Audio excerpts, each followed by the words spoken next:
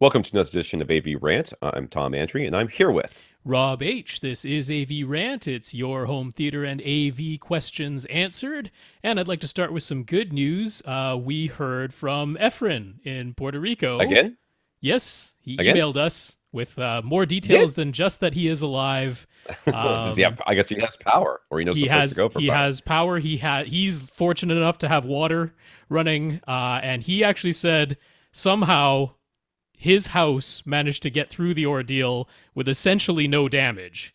Oh my goodness! So he was very, very fortunate, but he's saying other people that he knows, and certainly many, many other people on the island were not nearly as fortunate as he was. So we're very Wow. thankful that Efren made it through that well and relatively unscathed for his property. But of course, thinking about everybody else who's still dealing with much worse circumstances in many cases. So, but thanks to him for updating us. And he's like, yeah, basically hasn't had reliable internet since Irma.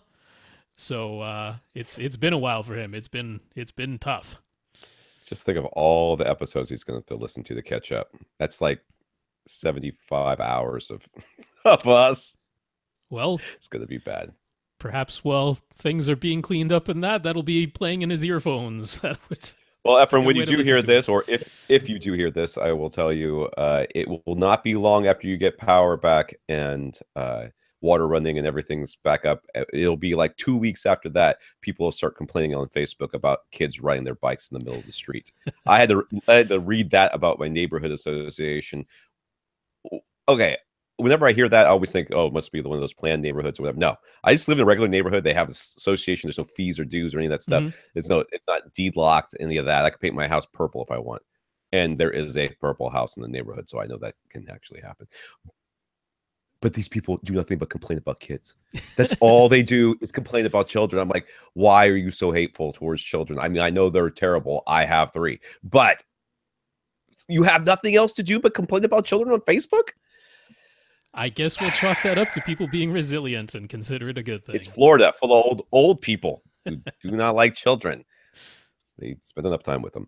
All right, I got a lot of stuff to talk about tonight. We do. A ton of stuff to talk about. So I want to get right into it. This is AV Rant, the podcast that answers your home theater and AV questions. Get your questions answered. All you have to do is ask. You ask by emailing us at question@avrant.com. Go to www.avrant.com and leave us a comment there. Facebook.com/AVRant podcast. It's all one word, and we are very active. This is how Efren let us know he was alive the first time. YouTube.com/C/AVRant, where your question, if it is answered on this podcast, will someday make it over there to be a video of our talking heads and your images if you sent in the end on there. So check that out. If you want to contact us directly, it's rob@avrant.com. His Twitter is at First Reflect. I'm Tom at avrant.com. My Twitter is at avrant_Tom. Forgot it for a second. It's going to be one of those days. I'm not feeling extremely well, so we're going to power straight through this thing. We do have a producer. His name is Austin. Austin is doing a very extensive, I don't know what we'll call it, a review. We're not calling it, we're talking like a setup guide, tutorial on how to deal with project. Extensively large subs in a oddly shaped room and how to calibrate them in. So how do we have an update on that? How's that going? Do you know? I haven't heard an update on that. We need to talk to him. So, but he's been peppering in little comments on his podcast called We Watch Movies, talking about the bass that he is experiencing, while his co-host Cloud goes, "Huh? I didn't hear any of that." And so, yes, apparently, right. He does have his own podcast, as Rob mentioned, the We Watch Movies podcast. It is a podcast about the ennui you feel when looking up words like ennui. I like the word ennui. It is a great word. It's fun to say. It's impossible to spell without looking it up. Very much like the game on Ouija.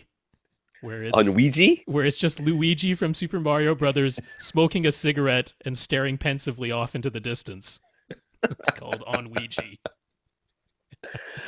Nice. So that is the We Watch Movies podcast. Check that out. It is pedantic but interesting. And you can reach Austin at Austin Pond on Twitter. Austin spelled with an E-N, not an I-N. Yeah. And you also answer the question at avrant.com email if you hit him up there. All right. So, as many of you know, I was sent very kindly. I was sent a receiver from Accessories for Less from Mark. Right? Is it Mark? It was It's Mark Mark. over at Accessories for Less. Over there at Accessories, who was set up by one of our listeners, Mike, who asked if they would send me something, and they said yes. So they did. They sent me an Denon AVR X4300H, which I got, and he had just emailed me this week and said, how's the receiver working out? I'm like, I haven't set up yet because I have 3 children, and it's like always sports all the time. I just the boys. My son's like kind of on a semi-travel team for soccer, so now it's like our weekends are just 2 of them went away to camp. Not to a camp, but to camp with the Boy Scouts. So I only had the small one here and my wife, and they spent the day shopping, and I spent all Saturday tearing down my home theater. Yep. I broke apart some of my old 4-inch thick room acoustic panels, made like 1.5 inch thick, ones that are going to sit flush to the wall, so that those things are just so massive they were oppressive in here. I'm going to order special fabric to cover them with. One I found a long time ago on like Reddit or something like that, a big, very, very large image that is all of different starships, relative sizes to each other. Gotcha. I'm going to try to see if I can get that one on one of the panels. I want to get the AV Rant logo on one of the panels. Most of the panels are 2x2. I've got one that's 2x2 by 1.5 inches, 2 inches thick. I've got one that's 4x2 by 4 inches thick. Got one left like that because it's on a wall that nobody ever gets near. Okay. Also moved my surround sound speakers down and forward by about 18 inches down and about a foot forward. So I've got some spackling and painting to do because of that. Very happy with how that worked out. I think it sounds much better. Will also play in better when I get Dolby overhead ones. I'm going to ask SVS if they'll send me some more prime elevation speakers. I haven't done that yet because I haven't gotten around to it. Then I got changed out the projector because Clint sent me a different projector. So now I've got the 6020 UB prosumer. It's an older projector. UB. Wow, that's a nice projector, man. It's very nice. Yeah, it's not HDR because it didn't quite get up to that. That would be the 6040 UB, which is the pro version of the 5040. But the 6020 was there a 6030? I can't remember. But anyway, it's going back to when it was 1080p, not 4K, not HDR, but still an extremely nice projector. Yes, it's so nice. Okay, so my last projector I had, because it didn't have enough lens shift, I had to turn it upside down on my shelf and like angle it by putting things underneath it. Oh, so 6020's got lots of lens shift. Oh, it's awesome. It is so nice. Got that hooked up, then did the receiver. Okay, so the 63 or the 43. Well, I have 4300H. Feels a lot like the 4000. So if you have an X4000, interface feels very much the same. I've done minimal calibration with it. I have not downloaded the Odyssey app yet, but I ran Odyssey just so I could get everything, at least level match. And it told me my front right speaker is out of phase. Yeah, wired out of phase is what it's telling you. It's what it's telling me. So I looked at it. It is not. I have not just looked at it once. I have looked at it multiple times. I looked at it twice before this podcast started. I will probably look at it again at least that number of times after the podcast is over, just to verify that I'm not going crazy, because it's saying that it's out of phase. So I ignored it. Yes, which you can do, by the way. I mean, if you know better than the auto setup, do not be afraid to say, that's okay, ignore that, just proceed. It's okay to do that. Now, the wires I'm using to run these things are actually completely enclosed. They've been terminated at the factory. So I got them 10 years ago from Belden or somebody. I don't remember who I got it from, or Blue Jeans, I think. And whatever. Okay, so it says red on one side, red on the other side, white on one side, white on the other side, or with black or whatever it is. And I know the red's on the red and the other one's on the other one, so I know that that's right. So I have not listened to a lot of 2-channel stuff in quite some time. Okay. But Hulu is 2-channel. Like, no, I can't make it not be 2-channel. It drives me nuts. I can't even use a surround up mixer or something to make it not be 2-channel. It just seems to want to be 2-channel no matter what. And it has never sounded right in here. It's been driving me crazy. So last night, I switched the wires. Oh, no. that wire must be Oh, the colors must be wrong on it. no. Oh I have had no. these I've had these wires for 10 years. I have not used probably this wire until I moved into this house because I've got a big Yeah, stack of them. So whatever ones I've used, I've never run into this problem before because I've got enough wires for a full 7-point setup, sure. but I only ever use 3 because I've always had surround speakers that were wired in wall or something like that, or these wires wouldn't be long enough, so I just use wires I would normally. Right. I've probably never used this wire before I moved in here. I'm convinced it is out of the wire is wrong. Oh, I'm yeah. convinced. That I mean, It's that either is that entirely possible. But it's either that or there's something wrong with the speaker because once I switch those, like it sounds better. It oh doesn't no. sound all weird. Like I kept Clint will tell you he was here when I first set it up. It was like we couldn't get the stereo imaging really good. You know, Yeah. we got it kind of okay, but it just always sounded like it was kind of a little bit off to one side. And I know what out of phase sounds like, but I was like, look at the wires. The wires are correct. My goodness. Now, I want everybody who's listening to this podcast to remember I have been doing this for longer than 10 years. And many people, not just many, most people who are in my position right now would never openly admit that they wired something out of phase and it's been that way for probably about 3 years. Okay? No one would admit that. But I do. And I do because, dude, we're all in the same boat. We all make mistakes. And when we catch them, we catch them. So I believed Odyssey. And then I didn't believe Odyssey. And then Yeah. now I believe Odyssey again. I Right. am going to switch the wires. I'm going to do a couple other things in here. But man, drove me nuts. Well, I mean, if So nothing else, it was the thing that made you like triple, quadruple, quintuple check because you're like, why is it giving me that error message? but I never got that error before. That's the thing that's driving me nuts. I never got that error Ah. before. I might have switched the wires. I may have at some point in the last couple of years Right. adjusted some stuff around, turned some stuff around in here And because never I did rerun add Odyssey again on your X4000. right because I've Yeah. got the I switched in the SVS cables for some of my wires. Ah, I right, may right, have right. just switched some stuff around. Yeah. Yeah. I don't know, It can but happen. the 4300H is very nice. The Odyssey setup went very well. I like the fact that the new ones they give you like a rocket stand for it. Yeah, they give I you a don't know how little else to call that thing. cardboard tripod, basically. Yeah. It's very I didn't use it, but it's very nice. My X4000 is now going to go to my friend's house. Now I bought that one with my own money, so Lucky friend. I mean, I don't sell stuff, dude. I don't.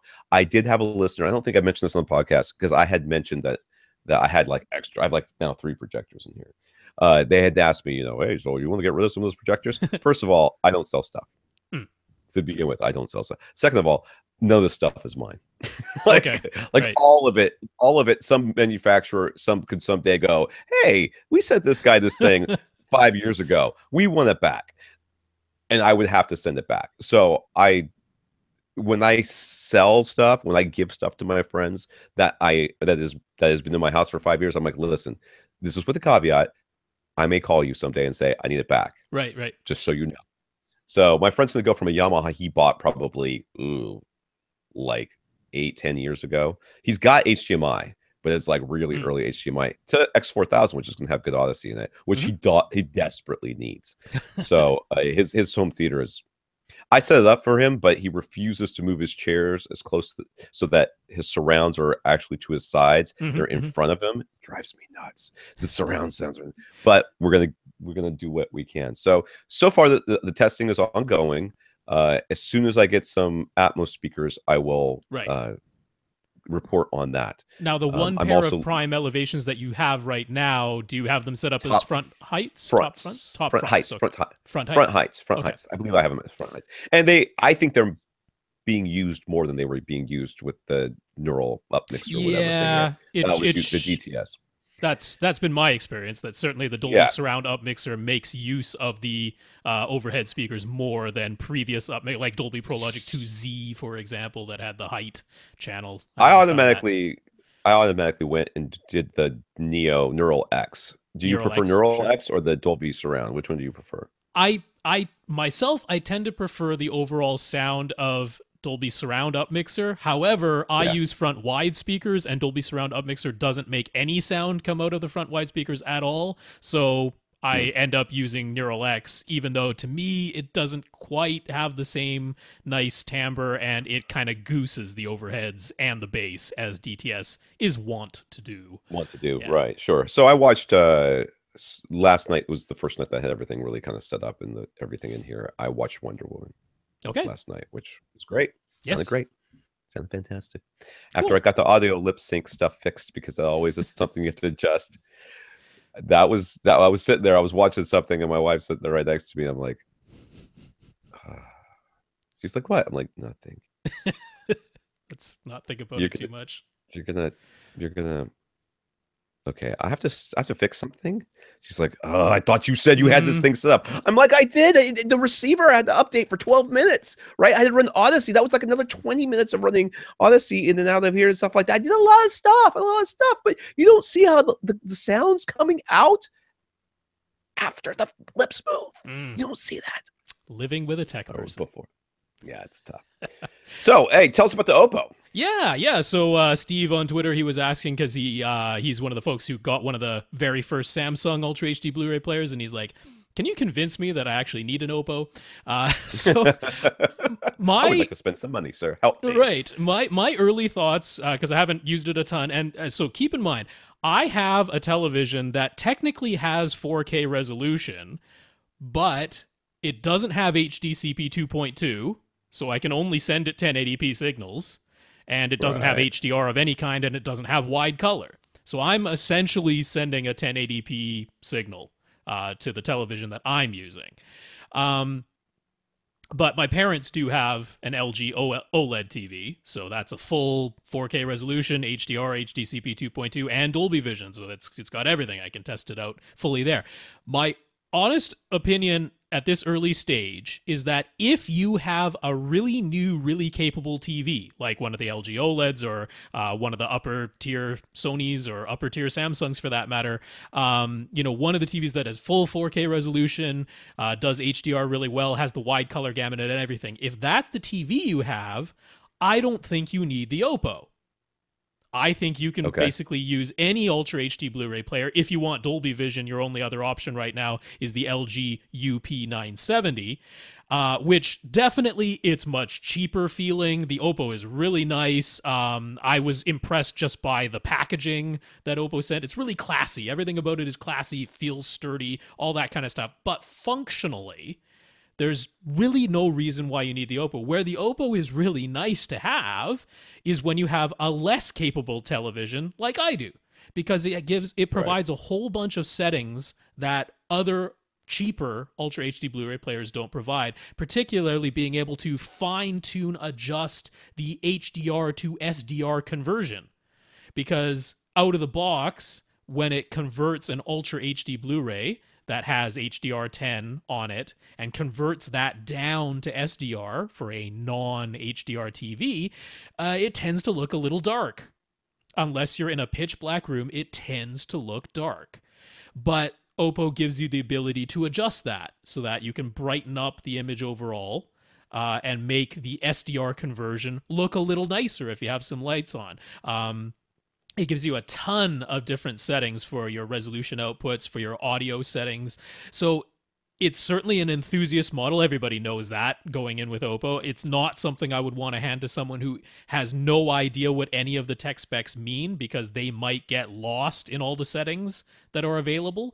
But I actually think it's really worthwhile to have if you have a lesser display. If you have a projector, this is the Ultra HD Blu-ray player that you want, because it gives you the ability to send out the wide color gamut without the HDR metadata. If you have a projector that can do wide color and 4K resolution but doesn't get terribly bright, so HDR looks too dim, you can remove just the HDR but keep the 4K and the wide color gamut, which not all Ultra HD Blu-ray players let you do. So it's got all these excellent settings that I think are most useful for when you have a less than flagship level television. That's the way I'm going to put it. So I don't know what television Steve is using, but for everyone else out there, it's a $550 player. You're certainly spending some coin on it, but it gives you adjustability that other players don't necessarily give you. So that's my thought. That's good to know that basically Well, we always kind of knew that if you have a very good display, Mm-hmm. it's just about anything you send it, it's going to be fine. Yeah, As long because as as you're long as sending, it can get the bits off the disc yeah, as they are and get it to your TV, if you got a flagship level TV, there's nothing to worry about. Any player will do that yeah, fine. Yeah. yeah. So that's good. I just saw Efren's email, so There that's you go. good. I just found it. I have not checked email today. Soccer.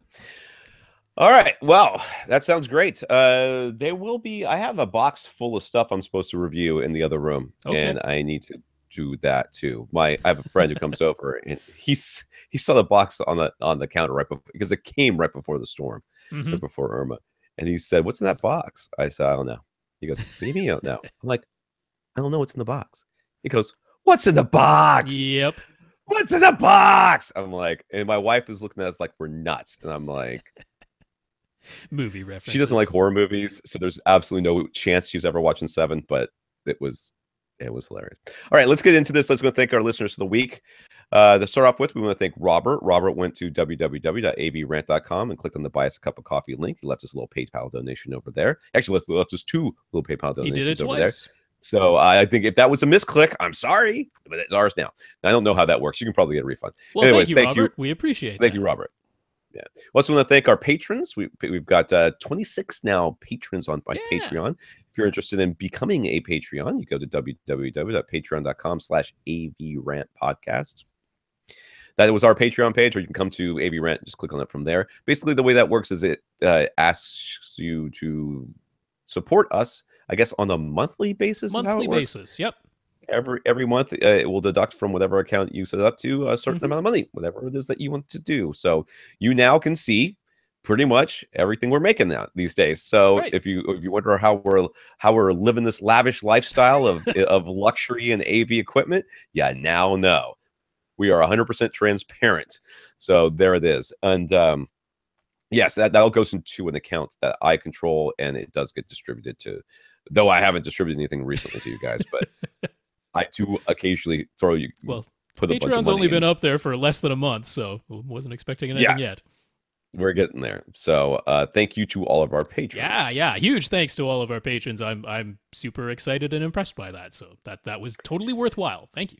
And if you can support the podcast another way, please do, and then let us know what you've done. Byron did that. He talked us up to SVS yet again. Mm-hmm. This time it was due to one of the binding posts on one of his prime elevation speakers breaking as he attempted to stop one of his spade connectors from wiggling. Mm-hmm. SVS quickly sent him a replacement terminal block at no charge and always responds to his emails within 30 minutes. So a shout out to Byron for their excellent customer service. So if you're worried about customer service, Byron says SVS is good. And Tony also bought a Denon AVR X4300H, yay! Mm-hmm. And some Focal Bird speakers from Accessories for Less, and let them know we sent them their way. He also bought dual SVS PC 2000 subs and let SVS they were an AV Rant recommendation. So thank you, Tony, and thank you, Byron. Yeah, thank you, Tony. Thank you, Byron. And I wanted to give a shout out to Nathan, who was the fellow who originally contacted Open and was like, hey, you should give one of those guys an Ultra HD Blu-ray player. It was Tom's message to them that actually made it happen, but shout out to Nathan for setting that kind of in motion. So thanks. Yeah, I didn't even know that happened. So good. All right. So we were talking about doing interviews. Our interview with a rep from Surge X is scheduled for next week on Thursday. Yeah, that's October the 26th. October 26th. We're planning to do that. Yeah. So yeah, if you have any questions about power protection, what's that? What time is it? Did we say we were going to do that? 9:30? We haven't nailed down the time yet because I haven't heard back from Pete to make absolutely sure. But it'll be in the morning. It'll be in the morning of October 26th. So yeah, for our listeners, if you have any questions about power protection, that's what Surge X specializes in. So please send those to question@avrant.com, and we'll ask any questions that get sent our way. That's important. Yeah. Okay. I was like, it's not on my calendar. Like, if I don't put it on my calendar right now, I'll forget it again. Yeah. So we're still working on our interviews with someone from RBH. And by working on it, I mean, I sent one email and never got a response back. So I was going to send a second email and then didn't. Yeah. So I will. And I guess Brent Butterworth is still... I still haven't heard back from James. So I'll have to ping James again and see what's up with that. James is probably busy. Didn't he just move? I thought he just moved Yeah. like not too long ago, Yeah. right? Yeah, he's probably busy. All right, we already talked about all that and all that. Okay. In the news, Disney partnered up with Google to greatly expand their Movies Anywhere service. Fox, Warner Brothers, Sony, Universal have all come on board, with Lionsgate and Paramount in talks to allow digital movie purchases from Google Play, Amazon Video, iTunes, and Vudu to all work with the Movies Anywhere app. So instead of having to keep track of which movie you bought on which service and having to use the dedicated app for each service, you can use one app to access pretty much all of your online content library. I honestly thought this might never happen. Well, it still isn't all because we don't have all the studios yet. MGM has also not been mentioned. And who else? I think that's the last big one of the studios. But yeah, it isn't everybody yet. But we're that garbage mummy movie that just came out. Was that MGM? It's Universal. I'm pretty sure that's Universal. Universal is the Monsters. Terrible. Yeah, I think. Terrible movie. It's just so bad. But MGM would be like, say, all the James Bond movies, right? So they aren't there yet. They're due for a good one. They switch. They're trading up, right? They're getting rid of Craig and getting somebody new. Is that not for the very next one? The very next one is still Daniel Craig. It's probably his last one. That's too bad. You know, James Bonds always start off good and then they just get progressively crappier. Like Pierce Brosnan, the first one was GoldenEye was great. I like the second one though. A lot of people like GoldenEye better than that one. And then they just kind of like trailed off. They got bad. They got bad. They got barely. Yeah. So yeah. All right, Disney was a lone holdout studio that did not support Ultraviolet, and now Movies Anywhere is a true competitor. So yeah, the other cool thing about this whole Movies Anywhere initiative is that, okay, let's say you bought something on Amazon Video. Right. And you now link your Amazon Video account to your Movies Anywhere account. Okay. And then let's say you also have a Vudu account. So now you link your Vudu account to your Movies Anywhere account. That movie that you purchased on Amazon Video, if it's from one of the studios that's working with this Movies Anywhere program, will now also show up in your Vudu account. Even though you didn't buy it directly from Vudu, they know that you bought it at Amazon, and now you have the Vudu version as well. So you aren't forced to use the Movies Anywhere app, and that's important if your streaming device at the moment is, say, an Xbox One or a PlayStation 4, because those don't have Movies Anywhere apps just yet. They're in the works, but they don't have those apps yet. But you probably have a Vudu app or an Amazon app on your Xbox One or PlayStation 4. So it's this cross-pollination of the libraries, plus the ability to just use the Movies Anywhere app if you're using a device that has that app. So pretty cool. It's a digital locker, as they say. Movies Anywhere itself doesn't sell any movies. You're still going to one of these 4 major services to buy the movie there. But once you buy it one place, you have essentially purchased it in all the places. So that's kind of cool. I like that. I like it too. So if you want to rent Ultra HD Blu-ray discs, there's a new option for people in the United States. Rent4K.com sends Ultra HD Blu-ray rentals by mail right now. They will only send one disc at a time. Priced appears to be around $7 to $8, depending on the title. And multiple disc collections are rented as individual discs. So is it $7 or $8 a title at a time? A disc, dude. Okay, whatever. But, you know, it's a way to rent it. I guess that's similar pricing to individual rentals at 3dblu-rayrental.com, but 3D Blu-ray Rental also offers subscription plans and all sorts of discs, not just UHD Blu-rays. So that's the other option you have out there. Yeah. Sometimes people are like, if I want to rent a physical disc, how do I do that these days? Because a lot of people don't have access to a physical video rental store, only sort of independent stores. And what are there, like 4 Blockbusters left in all of the U.S. or something crazy? I'll be honest with you. I am highly, and my wife will kill me if she hears me say this, I am considering getting the discs again from Netflix.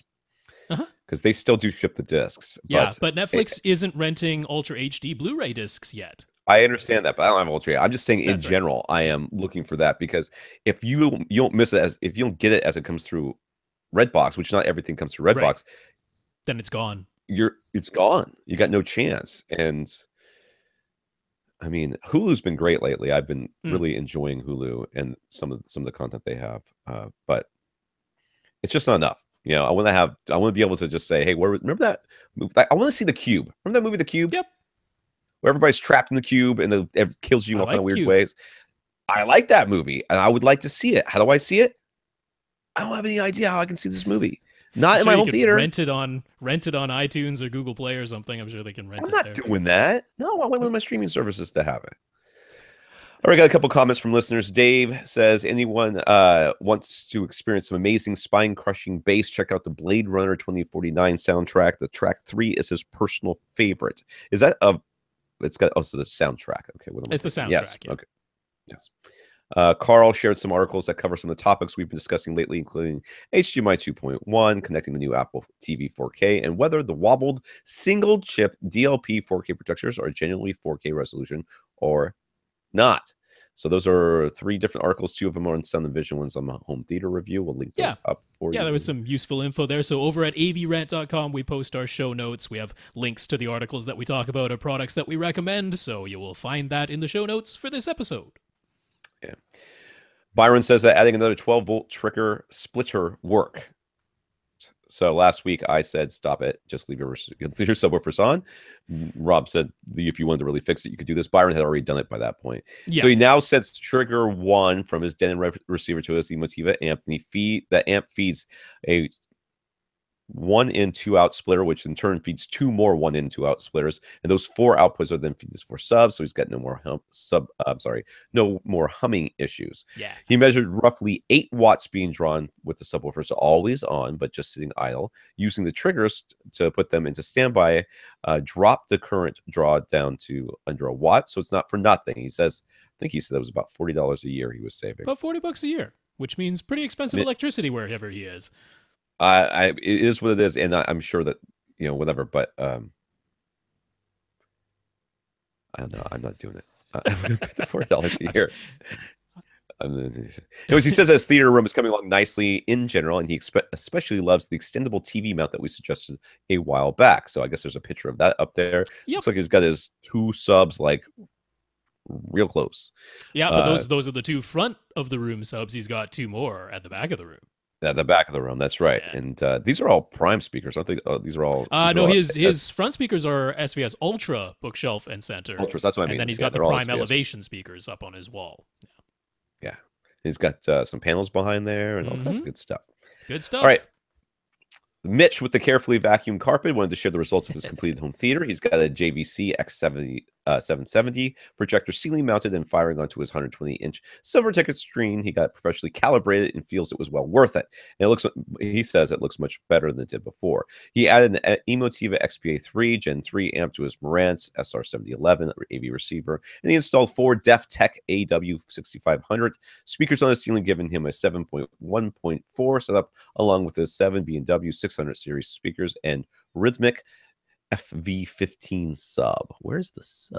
It is in the corner created by the 2 like the rows of seats. Oh, okay. So he's got seats that are facing sideways and seats that are facing forward, and in the corner there is where the subwoofer lives.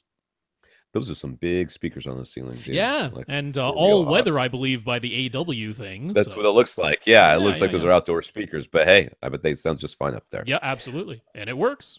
There you go. Nice. All right, let's get to these questions. All right. Infinite Gary.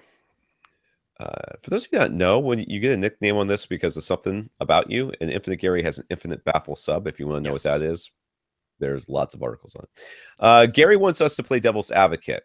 Gary's not the boss of me. I'll do what I want.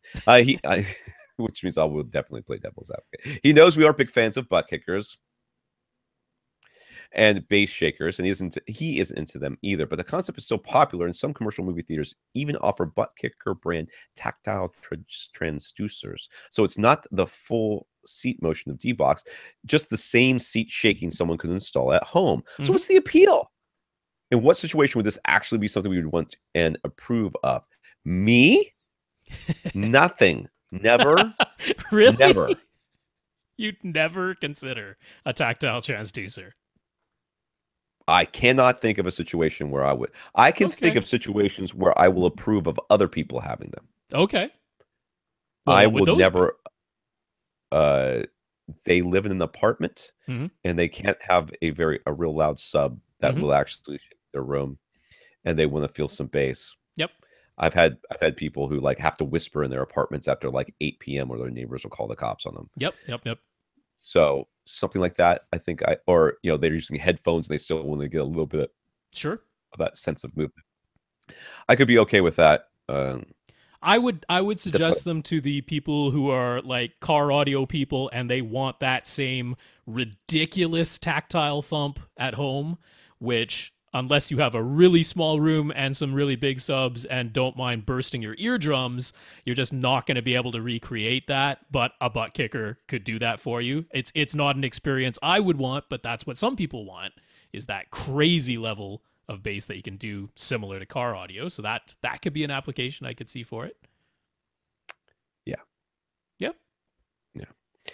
Anyways, Ryan on Facebook posted, he said, Blade Runner 2049 in Dolby Cinema is pretty great, but almost ruined by tactile transducers. I do not get the point of the transducers. I do get the point of the transducers, but the levels were just way overblown. I don't need an earthquake every time a car moves. And to go back to this idea that why would they install these into a theater when it's the same thing you get at home? The reality is they will do anything that they think that will get them some more money. Oh yeah. There are people right now that exist in real life who are actively searching out theaters with D-box seats because they like them the best. Absolutely. I don't know who those people are. I mean, the butt kicker style, or Clark Synthesis, or even just the Aura bass shakers, they're not D-box. I mean, D-box is a fully actuated 3-axis moving seat. Yeah. It's considerably different from simply replicating what's in the LFE channel from a tactile transducer versus a transducer that actually turns the electricity into sound. This is turning it into physical movement, but it's just more or less vibrating your chair at the frequency that's playing from the subwoofers. So, I'm a much bigger fan of having an enclosed room, subwoofers capable of pressurizing that room and getting my tactile sensation that way. But I could perhaps see the application for tactile. I would have them quite subtle, but perhaps in some of these great room situations that we have quite a few people writing in, they've got 10,000 or more cubic feet. They're not going to be able to pressurize that. I could see a fairly subtle use of a tactile transducer. That's a lot of money for a subtle effect, but I could see enjoying it myself in that application. That's a maybe for me. No. He said devil's advocate. I'm playing devil's advocate. I can't do it. He asks, why is it almost all home theater recliners have such tall seat backs that come up behind your head? Isn't this too high? Doesn't it block the sound coming from your surround and surround back speakers? Dude, don't be sizist. There's taller people than you. They need to have that taller seat. That's but the exactly headrest why it is called a headrest because your head is supposed to rest on it. Supposed to rest on it. Yes. And I'm 5'7". All right. I am a short dude. There's like super tall people like Austin, right? Austin's this lumbering giant of a man who goes, yeah, I mean, he probably is like, has to put his hands back here or his head will just like fall off the back of the couch. Just Austin. He's a very tall man. So, there's that, but your head's supposed to. And doesn't it block? Yeah, it does block. It does. It does. Yeah, you're right. I mean, Gene from Audioholics opted for a specific model from Continental Seating that does have a headrest, but they made it quite narrow at the top so that it isn't much wider than the width of a human head for the actual headrest part, in an attempt to block as little sound from behind and beside him as possible. That's one other option. I mean, to me, it's just because when people buy recliners, they expect to be able to recline in them and have their head be supported. So this is what customers expect from us, as opposed to we're designing this for the utmost in audio performance. It'd be mesh. Yeah. It'd just be one of those mesh desk chairs is what you're looking for. Right. Or those, like if you've ever seen like a really high end, with those $250,000, $750,000 speakers and everything else, there's usually one little wooden chair with planks in it, and that's with it. a low back. There's nothing physically supporting your head yet. No I mean, you pillows. could go for what are those it's almost like a dentist chair head support, like it comes up on a stalk. Yeah. It has just a small like a head car support. Car seat. Yeah. A little bit, yeah, like that. There's that option, or just going for the low back, like a European style chair that would have a low back, like what Ecornes makes or something like that. You're you right, just Gary. recline your chair, and then your head, your thing is gone down, and your head is now a little bit more in line with your speakers, and just stay reclined all the time. I know you'll have to suffer the indignity of relaxing while watching a movie, but I think it'll be worth it for the better sound. But this is also the reason why we mentioned that we still favor elevating your surround back speakers enough that they have a clear line of sight to you. And if you have a taller seat back, they're going to have to be elevated that much more to give you a clear line of sight. So that's where that advice has largely been coming from. Yeah. I like the name of the podcast. I just named the podcast. I had to do that real quick. Okay. I know I had to do that real quick because it was hilarious. All right, Gary has noticed several discs where there's a Dolby Audio logo on the back of the box, but the movie includes a DTS HD Master Audio soundtrack. Why is a Dolby Audio logo there if it's DTS Audio?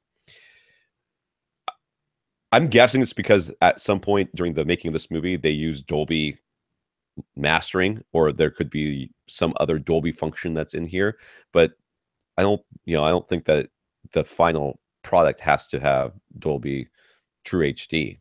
No. Just because they use the Dolby logo. I'm figuring if you look at the Spanish language track or the French language track, that's probably Dolby Digital. Yeah. Or the special features are probably Dolby Digital. So there is Dolby Audio on the disc. It's just not the main feature in English. That's all. Right. That's why I would imagine that's there. So he has a Denon DVD A1 Blu-ray player. He's found that on several discs. If he selects a bonus feature, for some reason, the bonus feature won't play, and the movie itself plays instead. His Marantz Blu-ray player and his Oppo UDP 203. Dude has way too many players. Don't have this problem. Bonus features play fine. He's just curious why his Denon would fail to play the bonus features like this. Isn't that thing like a bajillion years old? It was one of the earliest. One of the first, right? It was one of the earliest. I guarantee you that's your problem right there. Yeah, bonus view. Remember bonus view? Remember Blu-ray bonus view? I use that all the time, exactly 0 of the times. But that's what I don't even remember what it was called. Remember how there was like a revision after the initial Blu-ray players that added like bonus view and support for BD Live copy protection, which wasn't even in the very original players. That type of craziness. Wasn't I thought BD Live, they were able to send, like, if you were connected to the internet, you would get different previews based on what was the most recent movies and stuff like that. Like, this is the most useless thing I've ever downloaded onto my They had the one cool thing, which was like they had a live broadcast where the director was commentating live as it was happening, but it just that went nowhere. So nowhere. It's such an early player that it lacks that bonus view support, and that's why some special features aren't going to play on that player. Michael used a Mac program called TT Dynamic Range Meter to analyze his music collection to see what songs have the biggest dynamic range. He also checked the dynamic range database where people have posted dynamic range ratings for many, many albums in various formats: CD, vinyl, download, SACD, all that. So we've always said to use songs you know really well when evaluating and auditioning speakers. What about using some songs you aren't all that familiar with, but they offer lots of dynamic range? Well, I would get familiar with those songs. That's right. And then you'll be fine. Don't download them and then go to the store to start auditioning speakers. Download them, listen to them on your home theater a bunch, or your headphones. Listen to them in some headphones. Listen to them in your car. Listen to them in a bunch of different situations so that you know them pretty well in all these different situations. Then go listen. Having test material that includes a nice wide dynamic range is definitely something I consider worthwhile. And various sound systems will reproduce that dynamic range to varying degrees. Some, it'll really stand out, the dynamics, you'll be like, wow, that goes from really soft to really loud. That can be a function of the sensitivity of the speakers or the available wattage of the amplifiers that are driving them. Sure. That can be part of that. You also might notice the noise floor more in something that has a wider dynamic range. So yeah, I think it's totally worthwhile that some of your audition tracks do include a wide dynamic range. I don't think it's a necessity for all of them to contain that. Just like it's not a necessity for every audition track that you have to have tons of deep bass. You want a nice mix of audition tracks, some that have some really deep bass, some that have some great vocals that are almost isolated, some that have lots of layered instruments so you can try and tell if things are delineated from one another and you can follow one specific instrument like you could in real life if you were listening to a live performance. So you want a nice smattering of things, and having dynamic range is one of those. And honestly, just being like, oh, I've heard this song 100 times, that's not good enough. That's not really good enough. When I was testing speakers all the time, I had like 5 songs I would use. And when I was doing speaker tests constantly, I could listen to the first 15 seconds of a song and I'd be like, okay, well, I know that about the speaker. Skip to the next song. Okay, know that about the speaker. I knew those songs so well that it's not just hearing the songs, it's really listening to them. You have to sit there and pay attention and listen. Try to hear things past, try to hear all these different things that Rob's talking about. Try to hear the instruments behind the instruments. Try to hear any extraneous sounds that are in the background. Try to hear how lifelike some of the instruments are sounding. Just having listened to the song multiple times is not good enough. You really have to pay attention, because if not, when you get in there to listen to this new speaker, you will be paying attention because you're trying to hear this new speaker. And if you haven't done that at home, you're going to be like, this speaker's amazing. And then you take it home, you're like, well, I don't really think it's all that great. I don't know why I thought that. Well, this is why. So really get to know your music. He asks, is the TT Dynamic Range Meter program a genuinely useful tool for him, and is Dynamic Range Database a good resource for him to find songs to add to his speaker audition playlist? Sure. I think I got no problems with it. I don't think that you have to, you're like, oh, well, I really like this song, and I really know a lot about this song, but it doesn't have a great dynamic range, so I can't use it. Right. That's not the case. Like I say, that'll just be one of the parameters that that particular song isn't good for, but it might be good for something else. Right. So a couple of tracks in particular caught his eye. One is called Egg Fry Number 2. I don't know what happened to the first egg fry. Maybe they broke the yolk. It's 15 minutes, 25 seconds long, and it's just a recording of an egg frying in a pan. It has the highest dynamic range rating in the entire database. Another track is called 1 Minute of Silence, and it's 1 minute of silence. So it's silence. But both the TT Dynamic Range Meter program and the database have it rated as having very high dynamic range. How can there be a lot of dynamic range on a track that is silent? Is he missing something? Well, okay. If you're looking for a noise floor, having 1 minute of silence is a way you can do it. Just play that and then turn it up. Just keep turning it up until you hear something. And if you never hear anything, you're like, well, that is the noise floor I'm looking for. 0. If there's something going on with that speaker or with the amp or whatever that you're looking at, that's one way to do it. Now, the egg frying, that doesn't surprise me at all that it's going to have really high dynamic range, because there's going to be pretty quiet parts, and there's going to be parts where it pops, and those pops are going to be way up there. The difference, and that's what they're looking at, the difference between the softest sounds and the loudest sounds. So that's all the dynamic range is. It's literally the difference between the very loudest thing in the track and the very quietest thing in the track. Now, why that 1 minute of silence would show up as having very high dynamic range, I'm betting you there's like a teeny tiny little pop at the very beginning or the very end, which might even be just an error in the track. But I'm betting that there's some stupid little pop in there that might be so fast and so high in frequency that you don't even hear it.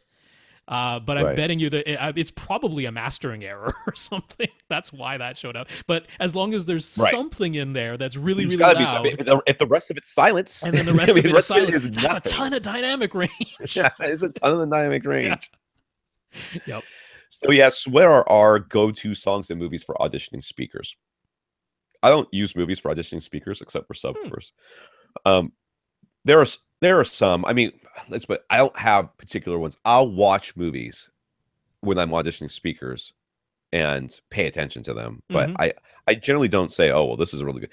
I do have some discs that have video associated with them, but they're all music discs. So the Blue Man Group, I've got a couple of those. Yeah. I've got Diana Krall live in Rio. That's on Blu-ray. That's a great one. Yeah. I've got a couple other ones, but they're all music related. Yeah. Pretty much. So I don't know. What movies do you do? I use Chris Body in Boston, which is a recording of a concert, which has fantastic audio quality on there. So that's a Blu-ray too. I use that as well. Which one? Porcupine Tree. Oh, Porcupine Tree. Yeah. For movies, I do use the first Avengers, The Attack on New York, because it has a great moment where the sound pans all around you in a 360-degree circle. So for surround sound, that's a nice little show-off thing. I use The Dark Knight Rises, the opening, because it has that exceedingly subtle, it's not exactly a heartbeat, but it's reminiscent of a heartbeat, which on playback systems that can't reproduce it, you don't hear it at all. You don't even know that it's there. So it's cool to show it off. It's like, check that out. And I'll use, what else do I use for movies? I'll use Star Wars, and I actually like to show off episode 3, which I know it's a prequel episode, but the music, the score in that episode is fantastic. The John Williams music is fantastic. I will sometimes watch the beginning of Attack of the Clones, because there's the part at the very beginning where the ship flies over the top of you. Yeah, that's got some great sound. I mean, so there's stuff that I use, and for surround, sometimes Spider-Man 2, Doc Ock, when he gets out, his arms are going all over the place when they. Yeah, that's right. Yeah, that horror scene. For music, I mean, I know it's super cliche, but Nora Jones's "Come Away With Me" is a fantastic album for auditioning. Yeah, everybody uses that. I'm never really cliche, but I mean, on that dynamic range database, it's one of the better tracks, one of the better releases in terms of that as well. I'll use I particularly use a song from Dido called "Stoned," because in that one the instruments keep layering on top. It's almost like a round where the more instruments keep coming in one after another. So that's a good delineation test. Can you follow the original instrument after like a dozen more instruments have come in one by one? What's the one you used with the oboe? John Williams, I was going to just mention. So John Williams, I particularly like the Jurassic Park theme. To me, that's a fantastic track for audition, and it's really nice music to listen to too. But it's got a glockenspiel, it's got a bassoon, so those are a couple of instruments that you can really pick out in that mix. So I'll leave. See, this is something that Rob shared with me. He shared with me this. He goes, "Oh yeah, this is great," and these instruments. Well, if you're not really familiar with those instruments and how they're supposed to sound in real life, it does you no good. So asking us what we use may not really help you. You may hear this, and like Rob shared with me that track. Yeah, I know. Rob shared with me that track, and I was like, "No, dude, I don't know what I'm supposed to be hearing here. It sounds nice, I guess." But so I've got that Dr. Chesky's or whatever. Dr. Chesky. Yeah, that headphone thing. I use that sometimes for music. Yellow, the Eye. Yellow is the band that did the "Oh Yeah" song, right? It's terrible music. It's not pleasant to listen to. But they're playing with phase in ways that most people don't play with phase, and they do it so overtly that you're just like, I just have to listen to this one part of the song and we'll see how wide your sound stage is. But I mean, that's all I have to do is listen to that one part. I have a disc that we put together for that $1,500 to $2,000 tower speaker shootout that we did years past. Everybody threw in some of their favorite songs. So I have clips of like 7 songs. I just throw that thing in there. See you later. Porcupine Tree, I've got a couple of their DVDs or SACDs. I don't remember which that I listened to. Oh crap! Where's my? Is it over there? It's probably over there. But I have like a thing that's all full of stuff, like just one specific CD case. What is the name of that singer? Moesha? No, or Chiba. I like her stuff. I like listening to her stuff. She has a lot of really good vocals as far as, very clear. The music is very, very clear. And it's pleasant enough to listen to. I can sit there and listen to it, and my wife will spend time with me while I do it. So that's some stuff. Yeah. That's some stuff. That's a smattering. That's a smattering. Ryan on Facebook. So Ryan's room is 14 by 20 by 8. He'd like to start putting together an immersive audio setup, but buying a receiver, all 11 speakers, and 2 subwoofers at once is expensive. Yeah, I hear you.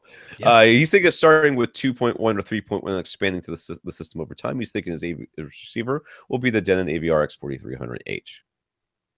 So far, I like his ideas. Well, I don't necessarily agree with this receiver choice to begin with, but we'll get to that in a second. And I know I have the receiver and I like it, but let's just say I don't necessarily agree with this receiver choice. So would he be better off to start with a pair of towers plus a sub, or a pair of bookshelf speakers plus a sub? Or is it critical to have a center speaker right away, meaning you should start with the 3.1? I think you should start with bookshelf speakers and a sub, and don't worry about the center right now. Yeah, I am on board with that as well. There's a few reasons why. Number one, it's easier to audition bookshelf speakers than towers. I mean, just logistically, it's easier. If there is shipping, it's cheaper. They're cheaper to begin with. And once you upgrade, you might find, hey, these bookshelf speakers as my front, left, right, that is totally all I need. In which case you haven't overspent. I think that is exactly what you're going to find. You have 14 by 20 by 8. You do not need tower speakers. But in the event let's just save money right now. In the event that you do end up getting towers, maybe you just want them. Maybe you think, I would like something that can play even louder, or maybe I just like the looks of them, whatever it is. If you do end up getting towers in the future, those bookshelves that you already have can easily be repurposed as your surround speakers. So there's really very little downside in starting with the bookshelf speakers. And yeah, if you're the primary listener and you're going to be sitting centered between the left and right speakers, it is not critical to have a center speaker right away. You'll get a very nice phantom image. Now, the people sitting to the left and the right of you might not get as good a phantom center. So if that's a setup and it's super critical for you to have a locked center, then getting a center, I wouldn't say right away, but that would probably be your next purchase after you've decided what front, left, rights you want to have. Yeah. So he's considering the Aperion Veris 2 Grands, the SVS Ultras, SVS Primes, and the Send Sierra RAW speakers. What would be his best starting point? Whatever one that will send you for free, for free two-way shipping. Those are the ones you want to start with. Is all of them except the Ascend Sierra RAW speakers. Yeah. And honestly, if you were to get just a pair of Sierra 2s, then you'd be out the shipping cost if those are the ones you end up sending back. But my honest answer is get all of those. Those are all really nice speakers. Yeah. Get all of them, audition them, compare them. And because 3 out of the 4 of those can be shipped to you and sent back without you paying any shipping costs, it's a pretty low risk venture to go ahead and get all of those and know for 100% certain that you're getting the ones that you like the best. So Ryan, the reason why I said I wasn't so sure about your AVR purchase is because right now it sounds to me that we're on at least a year-long journey, maybe more. Okay. If I'm wrong, well then the 4300H is fine. If I'm not wrong, then I would recommend starting with a lower end receiver that you can spend less money on now, with the idea that once you get to the point where you start buying overhead speakers, that's when you'll buy your actual receiver. And then at that point you go on. So right now I think you should be looking at a 5.1 receiver, 7.1 receiver, something like that, and spend as little as you can on it at this time, if that's what if I'm right about that. Now, the X4300H is a great receiver now. And there's no doubt about that. At a really attractive price. It is. It is. I understand that. But there's always, every year, there is a receiver that is at an attractive price. A couple of years ago, it was a 4,000. And we lived on that one. A couple of years later, right now it's the 3,300, 4,300, depending on what you really need out of life. But they are both really quite good receivers for their price points. So the question, I just think that really your receiver should be your kind of last purchase, if that makes sense. So get what you Although need to you get do by. need one at the very beginning. That's what I'm saying. Otherwise, You get one now that will do the minimum what you need, and then say to yourself, when I buy overhead speakers, I'm buying them all at the same time and a receiver. Yeah, I can see the argument that, like, for example, the X3300W is down to $450 in accessories for less right now. That's crazy. However, of course, it tops out at 7 speakers maximum. So, yeah, gosh, I mean, it's $450 versus $700. Certainly, that's not nothing. Dude, that's shipping plus, a couple nice dinners with. Yeah. Those and it would, if you do end up sending back the Sierra 2 speakers, that would cover your. But you hear what I'm saying, right? He's going to slowly get the speakers that go around him, and then he's going to get the overhead speakers. Yeah. In this a 20-foot deep room, like he's probably going to want to back. Let's say he got the X4300H right now, and that just lasts him, because it should really last him quite a while. So it should, but there's no guarantee. Right? Yeah. That's a tricky one, Ryan. I think Tom's argument is well made. I can also see the value in getting an X4300H right now on the assumption that it will last you, because then total cumulative price will end up being lower. But I'll let you sort that one out for yourself, Ryan, because you're going to have to weigh how much budget you really do have right now. Right. And then if you're going to be if you're slowly going to be buying these speakers over the next 6 months, go ahead and get the 4300. Right. But if it's going to be a year or more, I would consider getting something more stopgap for now. Okay. Jim has a Denon AVR X3300W. What's the difference between H and W now? Heos built in Wi-Fi? Is where the H comes at the end. Yeah. All right. Yeah. Whatever. It offers many settings that can be adjusted. In Jim's case, he'd like to be able to goose the subwoofer output a little bit after having run Odyssey. If he goes to subwoofers and then manual setup, you can play a test on each channel one at a time and adjust the trim level. But there's another setting called audio, and under that menu there's a setting called subwoofer level, and you can turn that adjustment on or off. By default it is off. And when you turn it on, you get a scale from -12 dB up to +12 dB. Default is 0. There's a slider for subwoofer 1, the separate slider for subwoofer 2. So which one should you use? Do they do the same thing? And if they do the same thing, why have the two different settings? Well, because at some point somebody said a lot of people want to adjust their subwoofers, so maybe we should give them a way they can do that without having to go into the test tone part, because a lot of people won't do that. That's what I'm guessing. Yeah, I'm still not 100% on whether. Okay, so there's the speaker setup menu with the manual setup, and that the test tones play one at a time, and you adjust the trim level, and that for 100% sure, affects everything. Doesn't matter what listening mode you're using, doesn't matter what input you're going to. That is the subwoofer output level for the entire system that we know. And that's what I would worry about with this subwoofer. That's the only thing I was concerned about as well, which is when you adjust it, are you adjusting it for the time that you're watching it right now? Are will it reset as soon as you turn it off? Right. I don't think it will. Or more likely is what I think will happen. It's for that input. It's for that input. I'm not 100%, but I'm fairly certain that under the audio settings menu, that is a input by input adjustment, similar to there's a video settings menu, which is input by input. It's independent per input. And I believe the audio menu is as well. So that would be the reason why because let's say you have one source device that for whatever reason the bass is always louder than all your other source devices, you could go into the audio settings menu and turn down the subwoofer level just for that input. That's what that is there for. So if your idea is I just want to goose the subwoofer output level at all times, I would do that in the speaker settings menu by adjusting the trim level, because that is for certain universal across all listening modes and all inputs. Yeah, you know what? I don't want to disagree, but it sounds like you have more adjustment in, because likely I guess it depends where your trim level is set. If your trim level is set -5, well, then you've got more adjustment in your trim level. But if your trim level is above 0, you got more adjustment in the subwoofer. The subwoofer itself, like turn up its volume knob.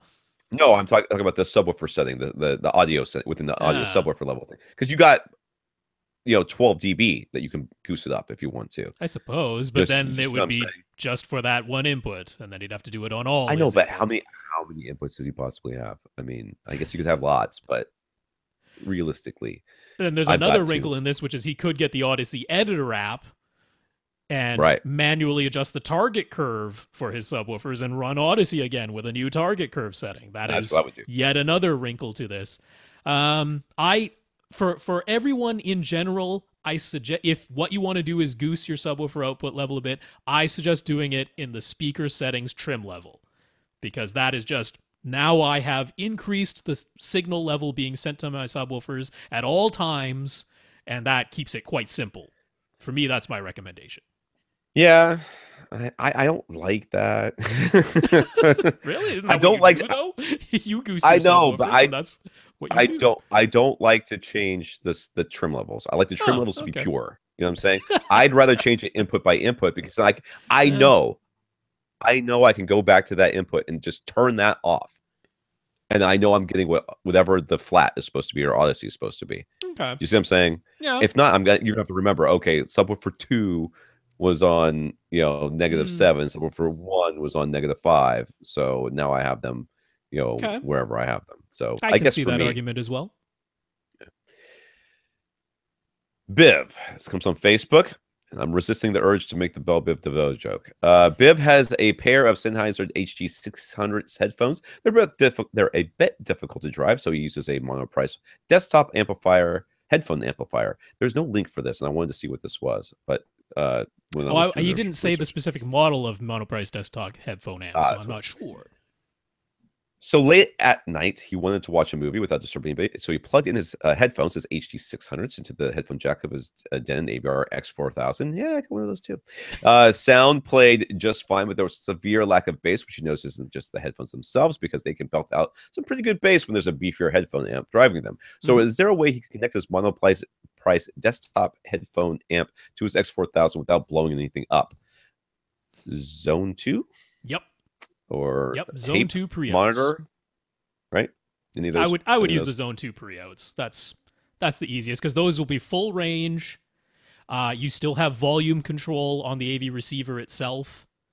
If you're using your remote, and you can turn off the main zone while turning on Zone 2. So it gives you sort of independent control of a full range line level output that can feed your headphone amp.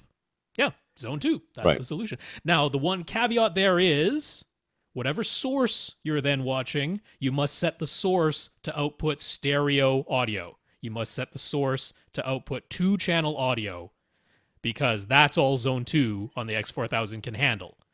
So you can't send a surround sound signal of any type into your X4000, activate Zone 2, and have that surround sound source play out a Zone 2. It must be a 2-channel signal coming from the source. So that is the caveat to that, but it'll totally work. Yeah. So he has a desktop set up with an analog integrated amplifier and a pair of speakers. He'd like to be able to connect his iPhone. Prices vary widely on DAC, so how much does he really need to spend to get decent sound? Oh, so little. Well, can't you just do this with the headphone out? You sure could. Can't we just get a cable that splits it into RCA or whatever it needs to split it into? So what you want is a 3.5 stereo 3.5 millimeter to stereo RCA adapter cable. You can grab an Amazon Basics version for $7. Totally fine. You monster! $7. What are these people made of money? But that's with free shipping, because if you get the one from Monoprice, you have to pay shipping on the thing, and that ends up being just as much, if not more. So Amazon gives you the free shipping. Throw it in there while you're buying your eggs and underwear, and get yourself a 3.5 millimeter to RCA. Who buys eggs from Amazon? I'm sure Who buys eggs? They ship groceries these days. Do they? Yeah. They bought Whole Foods. Has that started a thing yet? Has that happened yet? I don't know if Is it's that going totally on? taken over, but yeah, that's on its way. But if you have one of the newest iPhones that doesn't have a headphone jack, it still came with the little Lightning to headphone jack adapter pigtail thing in the Dongle. box, and that's what you use.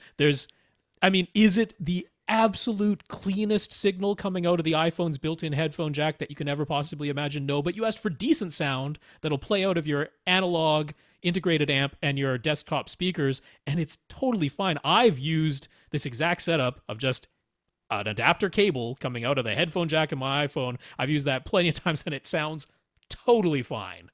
Yeah, So, I've used it too. yeah, That's what those front inputs are for on your receiver, so you can plug in your phone really that's easily. right. Yeah, it sounds totally fine. Gavin. Here's what Gavin wants. He wants a 55-inch smart TV with awesome picture quality, 4K resolution, HDR, HDMI, ARC, and all for under $800. And if the price could be even lower, so much the better. Okay. Well, not asking for much there. At the moment, he's leaning towards the Vizio M series or Samsung 7 series, but he's also thinking that Black Friday isn't terribly far away now. So perhaps forthcoming sale prices will bring a more expensive model within his budget. So what's the best TV he can get for his money? And what would Tom and Rob buy if they were in his shoes? I would buy last year's M series Vizio. Oh, So okay. it's exactly the same as this Well, year's M. the 2017's got a bit brighter in the M series. Well, that's just not that big of a deal for me. To me, I live in a very dark room. How much brighter does it need to be? It's black in here all the time. So I would myself probably go with a 2017 Vizio M series. That would be the M55 E0. That'd be the model. Now, that's got Chromecast built in. It's got a full suite of streaming apps built in, so that satisfies the smart TV thing. We know the HDMI ARC on that works well enough to get you Dolby Digital Plus bit streams out of its HDMI ARC, and it's not quite 1,000 nits, but it gets up over 800 nits for HDR, and it supports both HDR10 and Dolby Vision. He was already leaning that way. That's the one I would probably go with. Now, lots of people have reviewed the TCL, the 55P607. Yeah, that's one that actually came to my mind. I didn't mention it, but I was thinking the TCLs because they're real cheap, aren't they? And they have Roku built in and everything. It's got Roku built in. Also supports both HDR10 and Dolby Vision. Actually has more full array local dimming zones than the Vizio M series does. The one reason why I'm leaning a little bit towards the Vizio is, one, I don't know if the TCL's HDMI ARC port is outputting Dolby Digital Plus. I haven't seen anybody mention whether it is or it isn't, so I just don't know on that front. And the second is that it doesn't get as bright as the Vizio 2017 M series for HDR. It's more in the slightly under 600 nits range. So you really can't go wrong with either of those. They're both under $800 already. Those ones will probably get even cheaper on Black Friday because it's Vizio and TCL, and it wouldn't shock me at all for them to come down even cheaper. Either of those you really can't go wrong, but I'm leaning Vizio M series on this one. Now, for more expensive TVs, I'm like, if you want to keep Dolby Vision capability, you have to go pretty high up in the lineup. Like in Sony's lineup, it's the X930E, which is definitely not going to be under $800 even on a Black Friday sale. The X900E from Sony is a very nice television, but it does not support Dolby Vision and never will. So how important is Dolby Vision to you? Because the X900E might come down to under $800. Maybe. That's pushing it, I think. But honestly, I'd grab that Vizio. That's what I'd do. Bill. Back in 2015, Bill built his second dedicated home theater. He detailed his journey from planning to completion in the AVS forum thread, which I'm sure was only about 5 or 6 posts long. Because that's the way AVS works. It's really impressive. I mean, he put up his plans. He showed putting in the equipment closet for this thing. He tore everything down basically to the studs.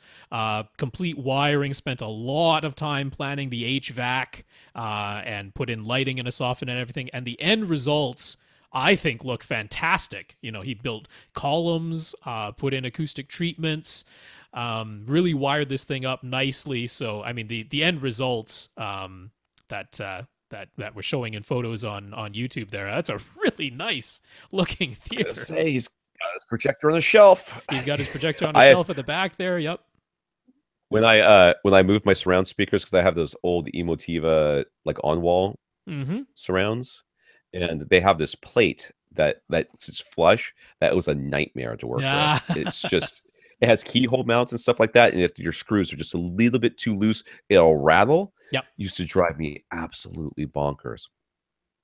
So I ended up, like, the last minute, I ran down to Home Depot or to Lowe's, bought myself like a 6-inch thick 6-inch wide 1-inch thick board, and sliced up 15, like the speakers themselves are 13 inches long. Okay. Wide. And I made 15-inch shelves, 15.5-inch shelves. That was just enough for the brackets and for them. That was all there was for it. And they just, these little perfect little shelves for them. Took me like 15 minutes to make them, painted them and everything, put them up there before the paint was dry, put a shelf liner on top of it so that the speakers won't rattle. And now I can get behind my speakers. Oh, another fun fact of how much video time was. I don't know if this is, they have switches on the back. Yes. One of them was dipole, and one of them was set bipole, one of them was set dipole. Or as I took it off the wall, I hit one of the switches. Maybe. More likely it was that second one, because why would I have not set both of them for bipole? I mean, bipole, yes, bipole. But yeah. I don't know. It was, yes, his theater looks very good.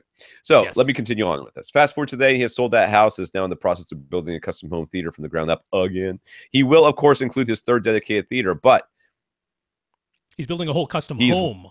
Oh, this is the whole entire house. He's building the entire house from the ground up. Wow. Yeah. Dude, I am proud of myself that I made 2 shelves. Okay. That's the gap here. So please just keep that in mind when you ask us questions. He will, of course, include his third dedicated theater, but he is working with a completely blank slate. He doesn't have any constraints of a pre-existing room or floor plan, so it's almost overwhelming in terms of choice and option. He'd like to pick our brains over the next few months to add to his ideas, and help him nail down some plans. Dimensions of the room. He's thinking of something close to 15 feet wide by 23 feet long by 10 feet high, but now it's time to make changes to this plans if he's going to do so. So any thoughts we might have about the finished dimensions would be welcome. Do you want me to read the rest of this? That's all part of A there. Yeah. So he's envisioning 2 main rows of seats, likely 4 recliners across each. He'd also like an overflow row at the very, very back. But since it would only be used occasionally, it'd be fine if the overflow row is close to the back wall and doesn't recline. While he's putting, by close, if you mean on it, I agree. While he's putting good money into his home building theater project, he isn't looking to go nuts. A wobble K projector and perhaps Sony's least expensive genuine 4K projector, just sort of display he's planning for. So we have a rough idea of the sort of light output and throw distance that he has in mind. So dimensions of the room, screen size, and seating distances. What would we advise? Okay, so there is the perfect ratio, right, of rooms for acoustics. Yep. If you were building a room, I would do that for sure, because I mean, in this case, if you can, can. It's the height that gets a little tricky, because basically, if you stick to prime numbers, everything acoustically works out super well. So if you made it 11 feet tall, 17 feet wide, and 23 feet long, all prime numbers, you get like the lowest number of standing waves possible in a rectangular room. Now, that sounds like maybe it's a possibility. That's not that far off from what he was suggesting. But that height is the question mark. Can you have a finished dimension of 11 feet tall, especially since one of the things I'm really going to suggest to you is having a drop ceiling. And a drop ceiling doesn't have to have a ton of space above it, but normally you'd leave a minimum. I mean, the minimum you're allowed to leave in a drop ceiling is 4 inches, but you'd want at least 6. That's almost unusable if you're running any ducting up there. So typically 8 or a foot. 8 inches or a foot is what you leave above. Yeah, so you're really asking to have 12-foot ceilings. That's essentially I'm asking to have 12-foot construction and then have a 1-foot drop ceiling, leaving you internal dimensions of 11 feet high. Now that to me isn't super necessary, because if you do end up with internal dimensions of 10 or 9 feet high, it doesn't mess things up that much at all. Yeah, so 17 by 23, if you can get that, and then you're stuck with the 10, Well, then you're stuck Yeah. with the 10. It's close enough. But I'd be okay with that. 17 feet wide is really, really nice to have, especially when you want 4 recliners going across. I don't think that. What did he say? He wanted 15? He wanted 15. I don't think 15's big enough for 4 seats. I mean, unless these are, sharing arms or no arms, like it's a love seat with 2 recliners on either side with shared arms between the love seat and the recliners. Not if you're going to have like I mean, you if you're going to have a dedicated theater, they got to be aisles on either side. Yeah, that's right. Basically, you need aisles on either side. You don't have to. You could have an aisle just on one side, but I mean, this is like, okay. So I mean, we're dealing with essentially dream theater, like dream theater with not an unlimited budget. We want to keep it somewhat reasonable, but if you literally have complete freedom over the dimensions of this room, going from 15 feet wide to 17 feet wide to me doesn't seem like crazy town, right? We're talking about getting it to 17 feet wide instead of 15. I think that's probably doable. So I would do that. If you can end up with the internal height being 11 feet, acoustically, that's like super duper ideal. But that is essentially asking you to make the room 12 feet tall and then have a 1 foot drop ceiling. Because I really want you to have a drop ceiling. Right. To make your life a little bit easier. Oh, does it ever? So screen size, if he's 23 feet, his primary rows of seat are either going to be a third of the way into the room or 2/3 of the way into the room, depending on which direction you're coming from. So either a third from the back or a third from the front. Wow. Okay. I mean, that's where your primary row is going to be. One of those two, right? I mean, acoustically, that's where you want to put them. You don't want to put them smack dab in the middle of the room. Certainly not in the middle, no. So, my idea would be that you would have a row of seats, like you'd have a front row. Your second row is your primary row. Oh, and then your back row. That way you can have a row that's a little bit closer. That's going to have their screen's going to be big for them, and acoustically they may be closer to the middle of the room. Your third row is just the trash row, anyways. But your middle row is the one that is really for you, and you're going to be on top of the right. Yeah, I had a slightly different way of coming at this, which I was starting with the screen size because I want this screen to be 10 feet wide, which basically works out, 137 inches diagonal, but I'm going to suggest that you get your screen from Seymour AV, and they just go in even foot widths. So they have a 10-foot wide screen, which I think is 137 inches diagonal. Now, that's the screen I would suggest for multiple reasons. One, it actually suits this room size really nicely. Second, it works out really nicely for even 3 rows of seating. And perhaps most of all, you already said you want like a JVC Wobble K projector or maybe one of the Sony Genuine 4Ks. And 135 is about the largest screen size I would recommend for those so that you have nice looking HDR. Because if you go larger than that, it starts getting too dim. So I was like, okay, you go with this 10-foot wide screen and you sit 12 feet away from it for your primary row when you're watching, CinemaScope movies and IMAX features. That's basically in the middle. It's almost exactly in the middle of the room, though. But it's going to be an acoustically transparent screen, so he's going to have a false wall, which moves it, I'm going to say, 2 feet into the room. Okay, so now he's 14 feet. Okay, that's a little bit better. Yeah. So now you're at 14 feet from the actual front wall. It looks like 12 feet to the screen, because there's a false wall there with 2 feet behind it. And then your second row is 5.5 or 6 feet behind that. And then I would just go ahead and put in like actual theater style seats for that very back row. So then you only need, 3.5, 4 feet from that very back row to the second row. And one reason I think that works especially nicely is that when you're watching just regular HD TV, you go and you sit in your second row because that gives you a 32-degree field of view and your front row gives you a 45-degree field of view.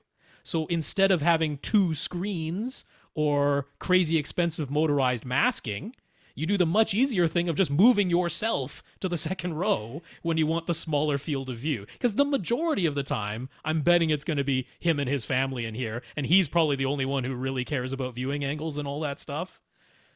So I'm like, why go to the crazy expense of, dual screens or crazy expensive masking or whatever? If you want CinemaScope to be masked off, Seymour AV has their manual masking system. But I'm like, get yourself a 16:9 screen that's 10 feet wide, front wall 12 feet, second row 5.5 or 6 feet away. For CinemaScope, sit in the front. For HDTV, sit in the second row. And then that That's only 3 feet behind that second row, though. The third row is 3 feet behind the second row if it's 23-foot row. Yeah, so that's why, like, so his second question was basically all about, or it might not be the second question, but when he was asking about acoustically transparent screen and how much room he needs behind that false wall, and whether that affects the dimensions of the room. If you do leave the 2 feet behind the acoustically transparent screen, you might want to consider going to 24 feet long instead of 23 for the actual physical dimensions, just for that overflow very back row. If you go with on-wall speakers, though, then you don't need the full 2 feet behind the screen. If you go with on-wall speakers, you could go down to a foot or a foot and a half. So, I mean, he's done extensive planning before, but this is the sort of thing I'm looking at. I mean, the other option is if you want to stick with 23 feet and you still want to have 2 feet behind the screen, you could go to a slightly smaller screen size and sit slightly closer to it. Whatever you need to do to nudge the seats exactly where they need to be. But overall, I'm like 12 feet from a 10-foot wide screen looks really, really nice. So that's my suggestion there. So he said he isn't necessarily looking for specific speaker choices right now, but much like his general idea of what he wants for the projector, he wants to formulate a general notion of what speaker placement and configuration will be. Until now, he's always said 5.1 and 5.2. He's never used an acoustically transparent screen before. We're going to fix that. So in general, how much room should he leave behind his false wall, and how might that impact the dimensions of the theater plans? Should he be thinking towers, bookshelf speakers, in walls or on walls? And if he wants Atmos, what should his configuration be? 5.2.4, 7.2.4. Yeah, so what Rob was just saying, you physically need enough room for the speakers behind the wall, whatever that is. And just think of this wall, it is just framing with fabric wrapped over it, the acoustically transparent fabric. And you are going to be lining that whole front wall with absorption. And it doesn't have to be pretty absorption, because it's all covered by the acoustically transparent screen and whatever black fabric you put around that screen. So the whole front wall can be covered in acoustics, in acoustic absorption, which, is very similar to like a THX baffle wall design, which means pretty much any speakers can be used up there. He doesn't know exactly what speakers he wants to get. If you leave 2 feet behind the screen, you'll have plenty of room. Your choices are infinite. I mean, whatever speakers you want to use back there will work just fine as long as you've basically lined that whole front. You basically put your speakers up right up on the wall. Basically, they'll be very close to the wall, and then behind the wall okay, we're gonna get confusing here. So let's the speakers will be right, like firing. Their fronts will be almost touching the false wall. Behind them on the front wall, you will have lined that with like absorption, 4-inch thick absorption. Yeah, the whole wall, top to bottom. No one can see it anyways. That's right. Then your acoustically transparent screen you have, you can put you can just have 3 of the same speaker up front, whatever that might be. Yeah. On walls, in walls, doesn't matter. You choose, doesn't matter. Now, if you decide that you want something like the legacy audio ones that Ted has, then you can scoot this whole thing back. That's right. So that you basically are going to mount those things into your false wall. Yeah, they're going to be mounted on the physical front wall, and then the false wall is going to be in front of that. But since they're already an on-wall speaker design, you don't need as much space behind that false wall. So what I'm saying is he doesn't have to do that. He can actually mount them to the false wall, like the framing of the false wall, if he wanted to. And then could do that too. You could do it so they're basically just right there. Doesn't really matter. I mean, think of it, that false wall is a speaker grill. That's what it is. It is the speaker grill fabric. All right. So doesn't make any difference what speakers you choose. The only difference that'll change is where you can put your wall. So you need to listen to speakers, whatever they might be. There's tons of them out there. You have infinite choices. Okay. And it is a bit tricky. Like, for example, another choice would be JTR, which are high efficiency, compression loaded tweeters. Ugly as sin, but they're going behind a acoustically transparent screen, so who cares what they look like? Those might be a really nice choice. Now, in his email, he was like, he's maybe leaning towards bookshelf speakers. I want to warn you a little bit that in my idea, where you yourself might be spending quite a bit of time in your second row just for regular HD TV watching or playing video games or something like that, now you've got yourself a distance of could be 18 feet from that screen. Yeah, that's a lot for most speakers. And if you still want to be hitting full reference volume from 18 feet away, it starts to get a bit dicey for a lot of traditional bookshelf speakers. Now, if it's the JTR 8-inch, they would call it bookshelf, but it's not really a bookshelf by anyone else's standards. Or Power Sound Audio has something similar as well. If it's their high efficiency horn loaded or compression loaded speakers that are 95 or 98 dB efficient, absolutely that's going to work just fine. But if it's Ascend Acoustics and you were thinking Sierra 2s, I would hesitate to push those into service at potentially 18 feet away. I would push you towards their Horizon, which is essentially a big tower speaker, right, in a more compact form factor. So that's something to consider. I would suggest that your front three speakers be pretty darn capable in terms of output. This is a nice size theater. It's not gigantic, but it's pretty large, and you very well might be wanting to hit reference volume at 18 feet away from these speakers. So, which is another reason to move the speakers as close as you can to that false wall. To the false wall, yeah.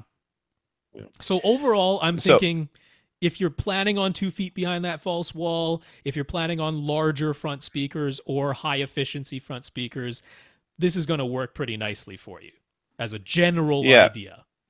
And in this size, I really see a 7.2.4 setup. Oh, so do I. And I see multiple side surround speakers, at least 2 on each side for your surrounds. I could get behind that. So you're going to wire those together, so that they're playing the same content, but you basically want them wired in series. Wire them in series.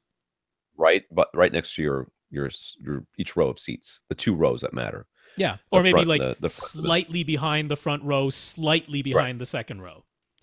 The same way you would place them if there was only one set, basically. And I wouldn't say that 4 subwoofers is out of the question.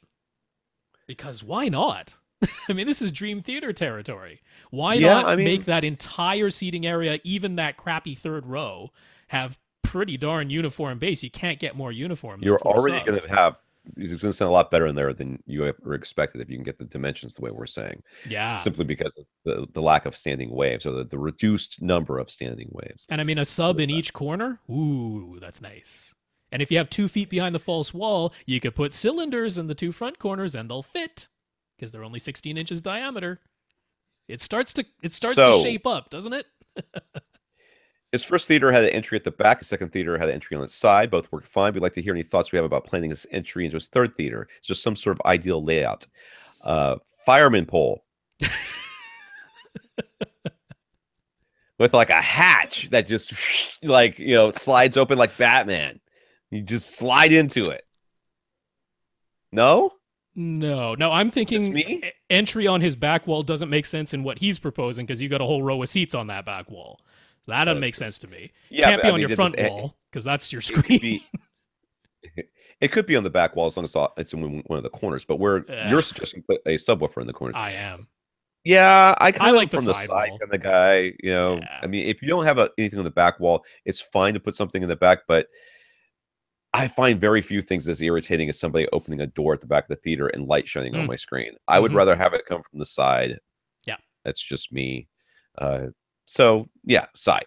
There's no idea. I think side entrance makes the most sense. And if you have this 12-foot distance between your front row and your screen, that's plenty of space to have a door somewhere in that range. So you can just walk into your theater, turn to your left or right, and there's all your seats on your risers going up. Yeah, I'd go side. So his first theater had all the gear and equipment in the theater. His second theater had an equipment closet just outside the theater. Now he has a chance to build an entire room if he wants to. Prefer to be able to store all of his discs outside the theater, but he's still trying to think of the most convenient way to be able to access physical media and put it into players and game systems and whatnot.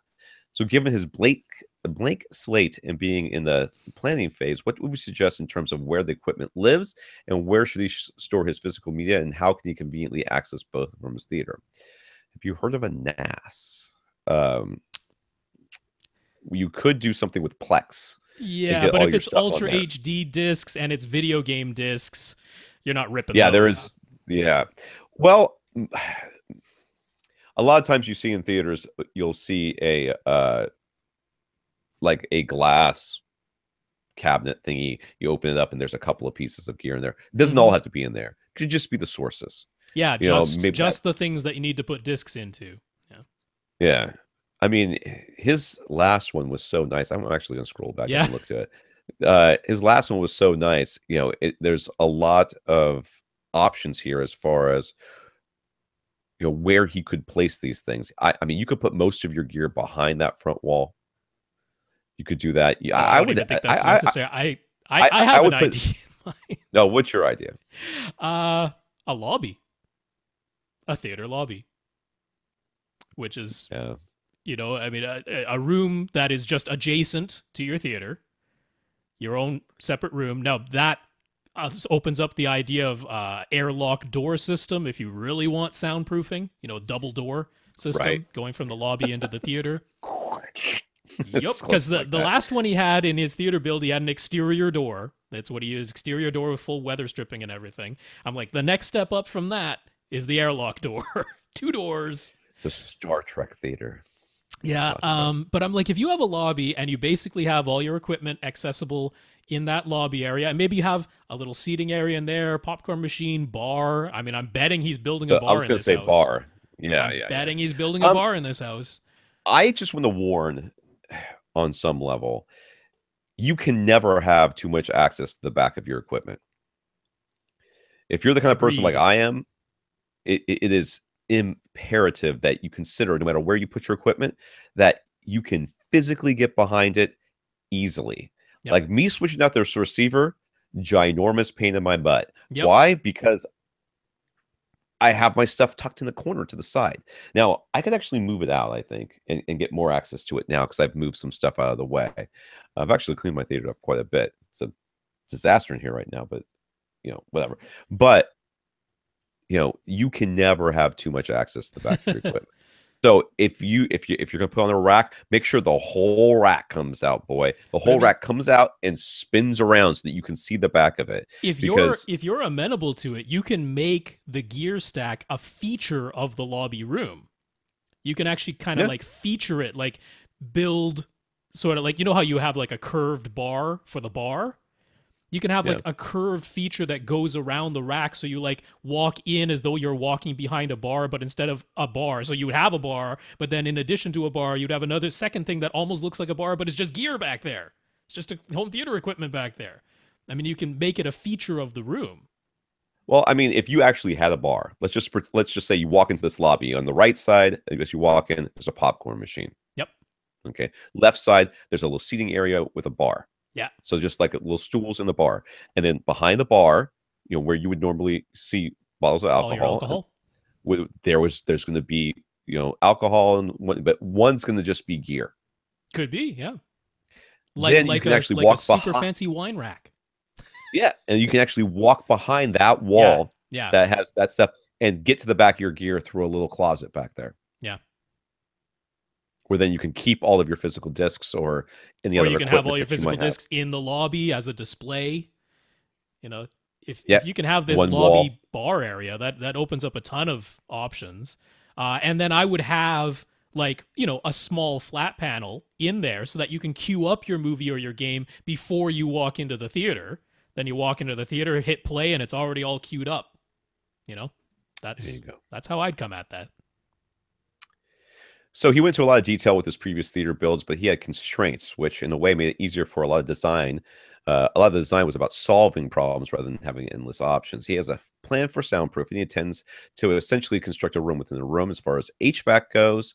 The plan right now is for the theater to be on its own separate HVAC zone, so it'll be independent. I know, me too, from the rest of the house. And believe me, if I ever upgrade if my AC ever goes out, I'm having a serious conversation with my wife about zones in this house. Yeah. And this room is a zone. Yep. It is a zone. And he's had experience with electrical planning before, so he's feeling very confident there. But he basically wants to know, what should he be asking about that he hasn't already asked, and he doesn't want to overlook something obvious. And right now, in the planning phase before construction has begun, it's a time to make changes and think about these things. Well, you want to have at least a couple of 20 volt, 20 amp. 20 amp, I mean, lines run to your wherever your equipment's going to be. I have no doubt that he has way more experience than I do as far as all this electrical and HVAC stuff. So if you haven't thought of it, I ain't going to be much help there. I think he's pretty set on the electrical and HVAC. I mean, having a separate HVAC zone, that's the cream of the crop. That's the Rolls Royce. So that's awesome. Lighting. I mean, he obviously has experience with installing this soffit lighting in his previous theater and that, but multiple zones of lighting, independent lighting zones within the theater. I'm not sure how much thought he's put into that before. The one that really sticks out in my mind is, do you want to start getting into voice control? Do you want to integrate a Google Assistant or She Who Shall Not Be Named from Amazon so I don't set off people's devices? If you want to start integrating that stuff, then that's just a consideration, right? What is your control platform going to be? Are you going to have an installer do Control 4 or Crestron or AMX for you? Do you want to get into simple remote so that you can do tablet control, or do you want to do tablet control via the Harmony system with a Harmony hub? Because it can do that, and that can integrate with these voice assistants as well, and that's all programmable by you. But some people want something that's even slicker than that, so they might be going Control 4. I'll be honest with you. That voice control stuff has been very clunkily implemented in my experience. Trying to control your TV using She Who Shall Not Be Named is not easy. It's like you tell her to tell it to do something. It's getting better on that front, though. It's getting better, but it's still, hey, my parents who love their She Who Shall Not Be Named still don't use it. Because it's too much. It's not and completely it works. reliable. Yeah. It works when it works. Like I've had, hey, change it to this channel and it will. But who can be bothered to remember what channel? When all we really want to do is just, you don't want to sit there and have to say the name of the person of the thing and then say channel up. The same thing with me and making the volume adjustments. I'm like, I don't want to have to remember what volume level it is. So I'll say volume down or volume up. And if it's not right, I'll just walk over and press the volume button right there. But I think after Christmas this year, we're going to have about 4 of these in this house because all the boys want one.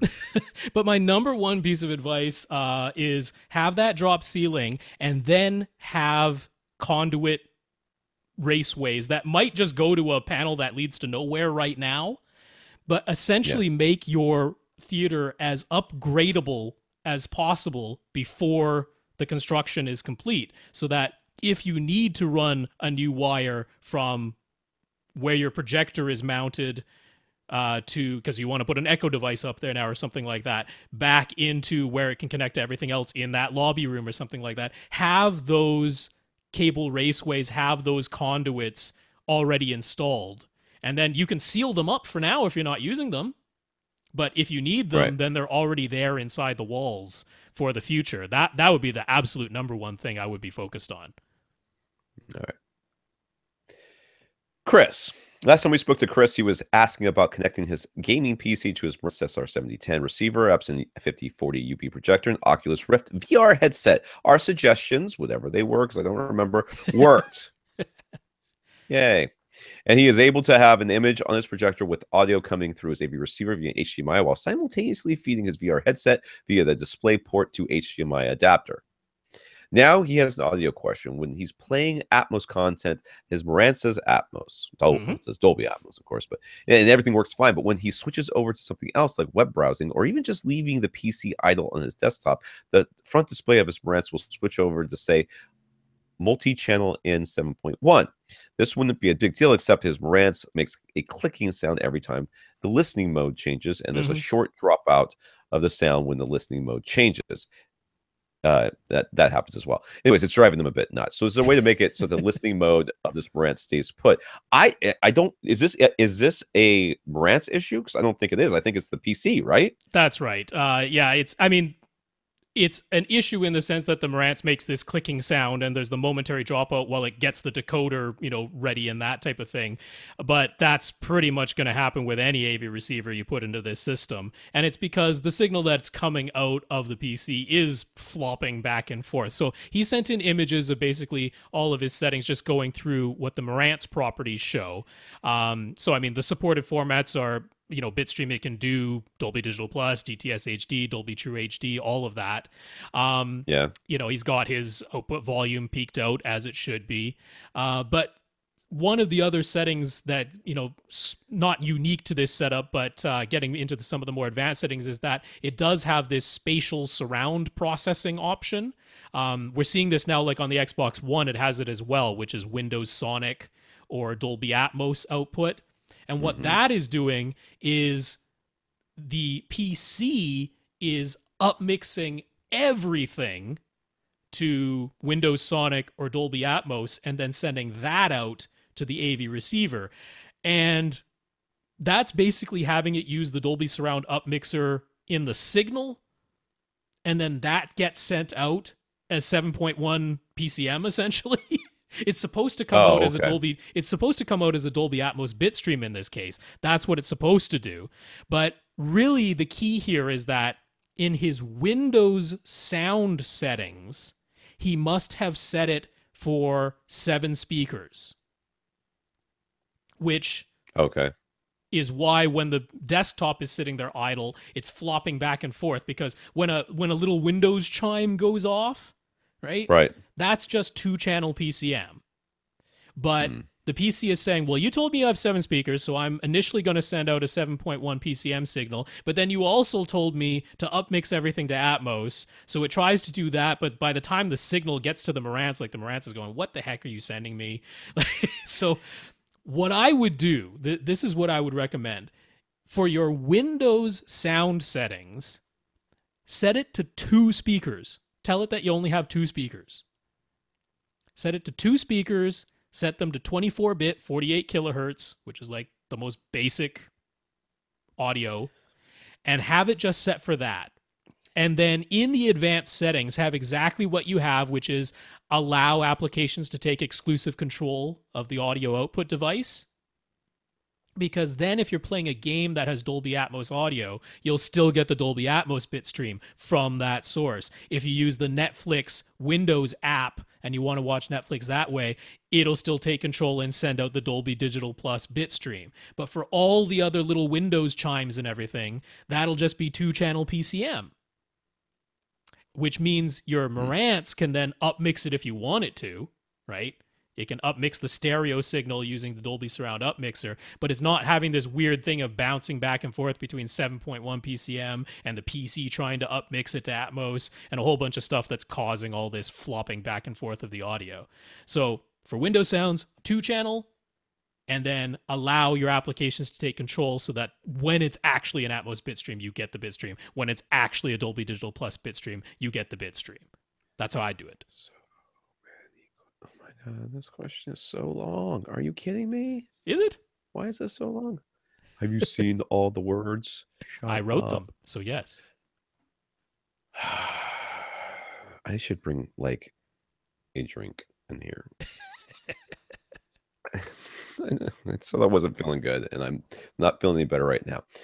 All right, Kevin picked up a pair of Yamaha tower speakers from a thrift shop for $65. They were flagship speakers in the Yamaha's lineup back in the late 90s, so he's hoping for some pretty darn good sound.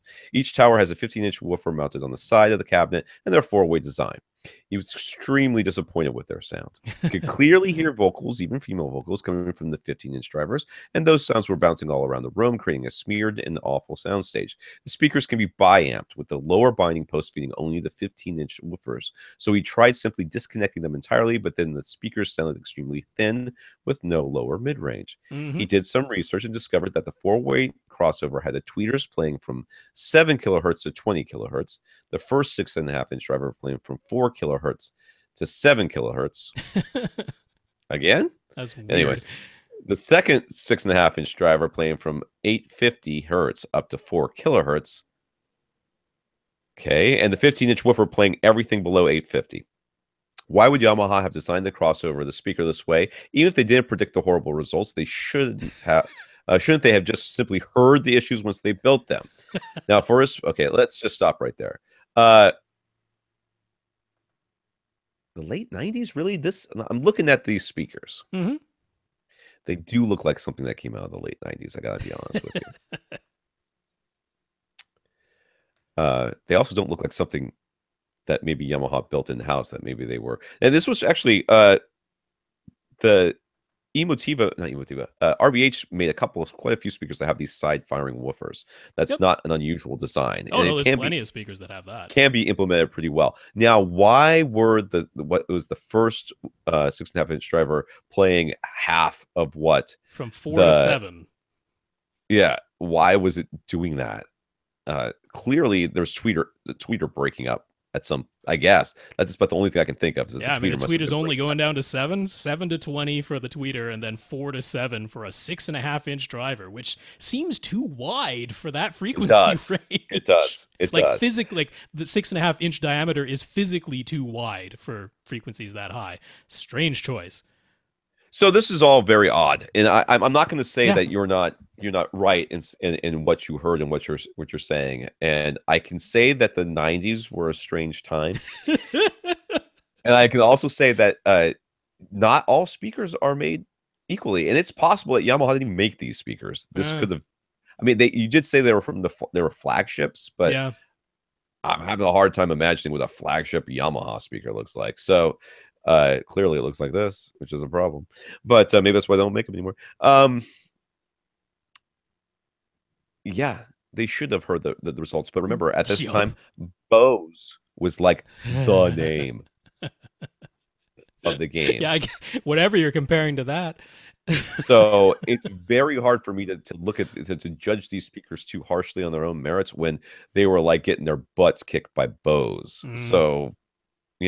Maybe they were going for some reflected sound. They wanted a little bit of that sound to be coming out the side. You'd have like really directional upper mid range and lower treble, like really directional lower treble, and then like super wide upper bass and lower mid. Like, it's a weird design, man. It's a weird design. It's not where I would put the crossovers. So for his part, Kevin decided to make his own crossover. He used car audio parts to make a simple two-way crossover at 5 kilohertz. So now the tweeter plays from 5 kilohertz up to 20 kilohertz. Both 6.5-inch drivers play from 80 to 5 kilohertz. And he tried using the subwoofer output of his AV receiver to feed the stereo amp, which then powered the 15-inch drivers as subwoofers from 80 hertz on down. This resulted in bass that was not uniform throughout the room. So yeah, that's what we're always saying on this podcast about the best placement for your speakers not being the best placement for your subwoofers. And that held true in this case, in all cases, but in this case in particular. But he combined the two towers with a separate 15-inch woofer subwoofer at the back of the room. That helped even out the bass considerably. So the results sounded way better than the towers on their own. So if he can improve the sound this much with his homemade crossover, what was Yamaha thinking? So much cocaine in the 90s. Just so much is what they were thinking. I don't know. I don't know what they were thinking. No, I mean, I have to agree with you. This is a bizarre crossover design. It's bizarre choices for a 6.5-inch driver to play from 4 to 7 kilohertz. It's crazy to have a 15-inch woofer being the only thing playing all the way up to 850 hertz. Yeah, these are bizarre choices. I don't know what they were thinking. I mean, maybe somebody just, I don't know. What is there some like mathematical algorithm that would explain these like where they divided these? Sure. I don't know. I gotta believe it's because they were having driver issues. That tweeter. I just don't know. I don't know what the thought process was there. I can't imagine what they were going for, but they did, and they did. Well, good job on fixing the speakers, by the way. Yeah. Congratulations. I'll bet they sound better that way. I wouldn't be the least bit surprised. I would say let Yamaha know that you did this and say, hey, if you guys ever need me to fix one of your speakers, I am $20 million an hour. And it will take me less than 1 hour to fix your speakers because clearly your problem is nobody over there knows how to design crossovers. But good luck. I think things have improved. Ted Ted came across the Illuminize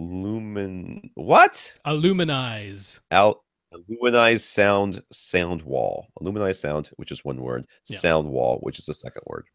An image is printed on a piece of aluminum and then distributed mode loudspeaker exciters are attached to the back of the aluminum so that the entire picture becomes a wide dispersion speaker. You control it with an app, and the frame has a Raspberry Pi built in, along with some LED lights, motion sensor, and even a subwoofer output jack. Could these possibly sound any good? He asks. Is this similar to what Sony is doing with their A1 OLED to turn their entire OLED screen into speakers? Well, I mean, clearly that's, if it's not this exact, I'm sure it's not this exact thing, but it is that's how you turn a screen into a speaker, is by vibrating the screen. Yeah, so, in Sony's case, they're small arm-like actuators, and these, just going by the images that they had on their website, and that kind of look more like voice coils. But I mean, it's certainly the overall, like, what would you call it? Idea is similar in that you are physically vibrating the entire front panel to turn that into one big surface that joins the air and creates sound. So that's similar. I think the specifics of how they're doing it appear to be different. It looks like they're using voice coils, whereas Sony is using actuators. But yeah. And just remember, I mean, there's only, what we were just looking at a speaker with drivers crossed over weird. There's zero crossover here. Crossovers. Everything is that picture is trying to make all of the sound. You know how well that's going to work? Zero well is how much it's going to work. You will hear stuff. No doubt about that. It will be things you recognize. Also, no doubt about that. It's going to be smack dab in the middle of the mid-range, where all, because you got a big surface area, it doesn't have to move back and forth nearly as much for all that mid-range and treble. It barely has to move for that stuff. Yeah. So, I mean, could these sound any good? Yeah, it could. It could. I mean, the Sony ones on their A1 OLEDs, it sounds pretty okay.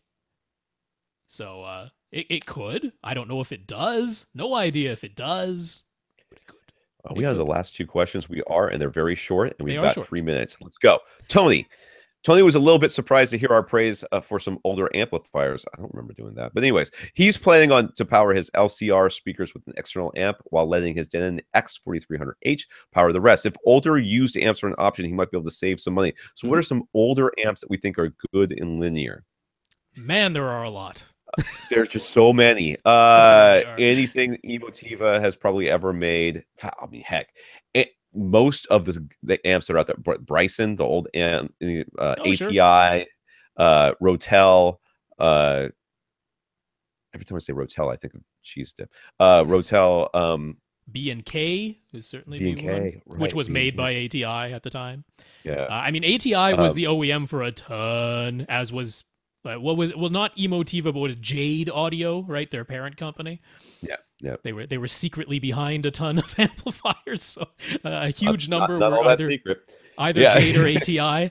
But I mean, like anything Parasound has made, those will be very nice. Sure. Sunfire NAD. has NAD. Yep. Well, NAD isn't the super older linear. Stuff.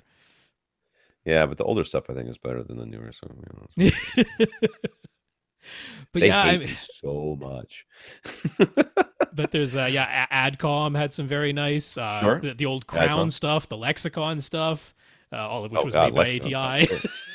Yeah, there's a lot of it out there. There are a ton. I mean, honestly, if you know what you can do, if you're going to a pawn shop or secondhand store or whatever, you can tweet me. You can tweet me and be like, "Hey, here's an amp I found. Here's a 5-channel amp I found. Is this any good? It's $60." You could probably just Google it right there and skip the middleman and just say, just look for a review that has anything regarding its linearity and measurements. If you can find something, you're probably golden. But I mean, a good Class AB solid state amp. There's no reason that should ever not be good. It's right. They should all be good.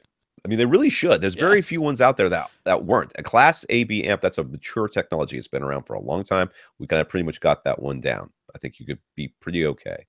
So, yes, there's nothing wrong with it. There's like the Anthem amplifiers, right? They're all very nice. Basically all of them. All right, let's go. We've only got, we missed our deadline. 3 minutes. We couldn't answer 2 questions in 3 minutes.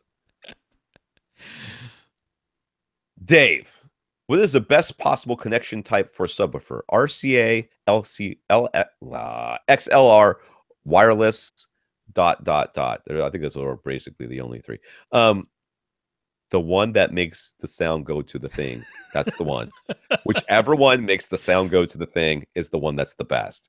There is no best. There's just if it gets sound. Now, if your subwoofer is physically 200 feet away from the source of where it is, then XLR. Okay, yes. But otherwise, I think wireless is the questionable one. RCA or XLR, any physical connection.